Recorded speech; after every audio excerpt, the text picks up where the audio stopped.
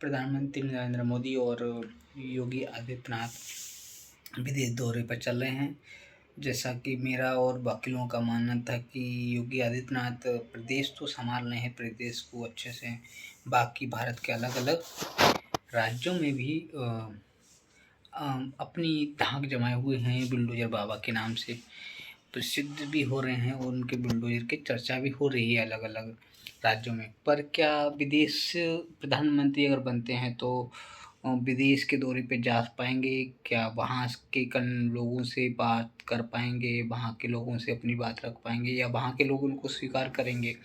क्योंकि वो अपने जब भी अपने मंत्रालय भी जाते हैं तो भगवा ही वस्त्र में जाते हैं। वो पहला उनका धर्म या विचार मान लीजिए, या फिर वस्त्र मान लीजिए, या उनकी यूनिफॉर्म मान लीजिए, चाहे कुछ भी मान लीजिए, वो भगवा वस्त्र में ही चलते हैं। क्योंकि वो एक योगी हैं, वो एक ऋषि हैं। तो जैसे कि स्वामी विवेकानंद भी जब शिकागो को भाषण देने गए थे तो वो भी अपनी भगवा वस्त्र में गए थे, भगवाधारी के रूप में उनकी एक वो हुई। पर इसी तरह मेरा भी था कि वो भारत में एक कट्टरपंथ अपने धर्म, अपने कर्म, अपने उसके लिए एक कट्टर विचारक हैं वो। तो एक उनके विचार देश की बीच में बैरियर ना बन जाए, क्योंकि बाहर सिर्फ अपने विचार के लिए नहीं, अपने प्रदेश और दूसरे देश के रिश्तों को भी संभाल के रखना एक बहुत बड़ा काम रहता है। पर ऐसा नहीं मेरा मानना था। पर कुछ और लोगों का भी मानना है कि मैंने बहुत सारे लोगों से बात करी थी, जब कुछ समय काफ़ी सालों से उनको देख रहा हूँ 2019 के बाद से कि लोग उनको प्रधानमंत्री के तौर पे देखते तो हैं, पर भारत विदेश दौरे पर मतलब भारत से बाहर वो उनका लोगों को पसंद आएगा नहीं आएगा। तो पर ये जो अभी जापान यात्रा और बाहर गए थे, इजराइल गए हुए हैं प्रधानमंत्री नरेंद्र मोदी, जैसे उनका तो बहुत सारा बाकी देशों से प्रवास का वो रहा है। पर योगी आदित्यनाथ जी का जापान और अभी कौन से देश मुझे याद नहीं आ रहा कौन से देश और गए हैं। तो अच्छा रहा, काले कोट सिक्योरिटी गार्ड के बीच में भगवाधारी मिल रहे हैं बाकी एकदम। और एक वीडियो वायरल हो रही कि वाह, योगी आदित्यनाथ जी का विदेश में स्वैग, मतलब एक अलग ही प्रधानमंत्री जी जैसा प्रोटोकॉल और सब फॉलो कर रहे हैं, नए नए कार्यक्रम कर रहे हैं, लोग उनसे मिलने आ रहे हैं। देखा जा रहा था बहुत अच्छा एक लोगों के बीच में विचार जा रहा है। शायद आने वाले समय में प्रधानमंत्री नरेंद्र मोदी की जगह का जो कोई लेने वाला हो तो योगी आदित्यनाथ ही होंगे। अब आपको बता दें कि उत्तर प्रदेश में चुनाव भी 2027 में है, उसके लेके सारी रणनीति बन चुकी है। और रणनीति में क्या है कि उत्तर प्रदेश के चुनाव में कांग्रेस, सपा, बसपा और बीजेपी ही मेन पार्टियां हैं। ओबीसी और चंद्रशेखर आज़ाद की पार्टियां हैं, पर शायद वो अब एक साथ मिलके बीजेपी को हराने का काम कर सकती हैं, पर ऐसा अभी तक तो कोई देखा नहीं जा रहा है।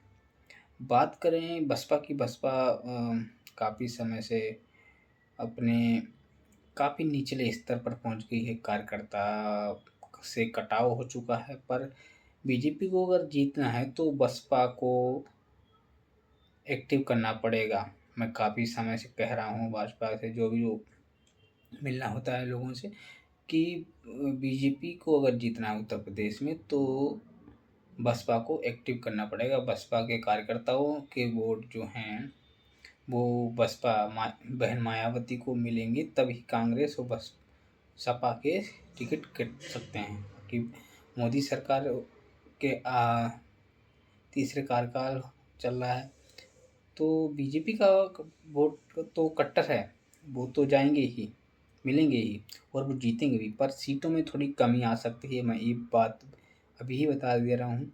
आप जब चुनाव 27 के चुनाव के बाद आप देखेंगे तो ये वीडियो, तो आपको पता चलेगा कि कितनी ज़मीन लेवल पे मैंने रिसर्च करके जो भी आपको बताने जा रहा हूँ कि सीटें तो उत्तर प्रदेश में कम होंगी योगी जी की, पर सरकार भी बन जाएगी। पर इसके लिए अच्छा अच्छी सीटें अच्छे वोटों से जीतने के लिए बीजेपी के जो लोग हैं वो जान लें कि हम लोगों को बसपा को एक्टिव करके और वो करना होगा, और कोई ऐसा विवाद खड़ा ना हो जिस पे यूजीसी जैसा भी कि अपने ही लोगों पर उँगली उठानी पड़ जाए, जो एक-एक कदम फूँक-फूँक के रखना होगा, तभी उत्तर प्रदेश के चुनाव जीते जा सकते हैं। कांग्रेस सपा तो सीटें लाएँगी, पर उससे ज़्यादा है कि हमारी कितनी सीटें आती हैं, किन-किन जिलों में हमारा काम कमज़ोर है। हर एक गाँव लेवल पर एक-एक कार्यकर्ता हो, ऑनलाइन ना करके ज़मीनी स्तर पर लोगों से मिल के अपने काम की जानकारी उन तक पहुँचाएँ, तो यह संभव हो सकता है। फिलहाल देखते हैं, ये इज़राइल अपना अच्छा मित्र है। प्रधानमंत्री नरेंद्र मोदी को सर्वोच्च नागरिक सम्मान मिला गया है और इज़राइल का पहले ऐसे पीएम हैं, मतलब इज़राइल की ओर से ऐसे पीएम हैं नरेंद्र मोदी, जो उस सम्मान को ग्रहण किया उन्होंने। और बता दें, प्रधानमंत्री नरेंद्र मोदी ट्विटर और इंस्टाग्राम पर 100 मिलियन से ज़्यादा लोग उनको फॉलो करते हैं। वर्ल्ड वाइड वो एक नेता बन चुके हैं। जहाँ भी जाते हैं वहाँ के लोग उनकी प्रशंसा, उनके काम, उन सब के घिर जाते हैं। इज़राइल के सदन में देखा गया कि वहाँ के एमपी और सांसद वहाँ के सेल्फी लेने के लिए होड़ पे लगे थे। प्रधानमंत्री मोदी एक अपने आप को सुपरस्टार जैसे वो दिख रहे थे लोगों को, जैसे कि कोई अपने बॉलीवुड का स्टार है, हॉलीवुड का स्टार जब कोई आ जाता है लोग उसकी सेल्फी लेना शुरू कर देते हैं कि एक चित्र मिल जाए, एक झलक उनके साथ मेरी कैद हो जाए और यादगार बन जाए। ऐसे बहुत से मौके देखे होंगे जब प्रधानमंत्री नरेंद्र मोदी अपनी प्रशंसा लोगों को दिखाते रहे हैं। वहाँ पर एक दृष्टबंदी लोग थे जिन्होंने आई लव माई इंडिया गीत गाया, वो बहुत ही रोचक था। और इसी तरह से रोचक से बात आ रही, जब जापान दौरे पर योगी आदित्यनाथ जी थे, तो वहाँ के एक नागरिक के परिवार से एक बच्चा, छोटा सा बच्चा, उसने योगी आदित्यनाथ जी का दंडवत प्रणाम किया और श्लोक एक सुनाया। और जब थोड़ा सा लड़खड़ा रहा था बच्चा, तो योगी जी ने उसका साथ दिया और श्लोक को पूर्ण किया। मतलब प्रधानमंत्री नरेंद्र मोदी बिल्कुल प्रधानमंत्री नरेंद्र, देखो मैं भी बोलने लगा हूँ योगी आदित्यनाथ जी की जी प्रधानमंत्री मोदी नाम आने लगा है। अभी से लोगों की जुबान पर चढ़ने लगे हैं, क्योंकि ये दौरा जब उनका प्रदेश दौरा जब था, ये बहुत ही लोगों को एक मैसेज देने वाला था। लोगों के मन में था ही कि प्रधानमंत्री के बाद मुख्यमंत्री कौन होगा, तो योगी आदित्यनाथ होंगे, ऐसा अभी से प्रतीत होने लगा है, लोगों के मुख से अपने दिमाग पे चढ़ चुका है। हाँ, तो मैं बात कर रहा था, एक बच्चे ने दंडवत प्रणाम और श्लोक गायन किया। तो योगी जी की प्रशंसा भी देश विदेशों में हो रही है। वहाँ जापान की एक ट्रेन में जब योगी आदित्यनाथ जी सफ़र कर रहे थे, तो वो 500 किलोमीटर प्रति घंटा की स्पीड से चल रही थी ट्रेन। आने वाले समय में देखेंगे हम भारत में भी इसी तरह की ट्रेनों को देख सकते हैं, क्योंकि भारत विकसित हो रहा है और 2047 तक एक विश्व गुरु बनेगा भारत, विकसित भारत बनेगा। यह एक बड़ी उछाल होगी जब भारत 100 साल आज़ादी के 100 साल पूरे कर रहा होगा और देश प्रगति की ओर मिल रहा होगा, हर एक व्यक्ति को रोजगार मिल रहा होगा, हर एक व्यक्ति सफल होगा और भारत से लोग सीख रहे होंगे कि क्या करना है, किस तरह हमें अपने भागवत जी कहते हैं कि विदेशों को भारत से सीखने को मिलता है।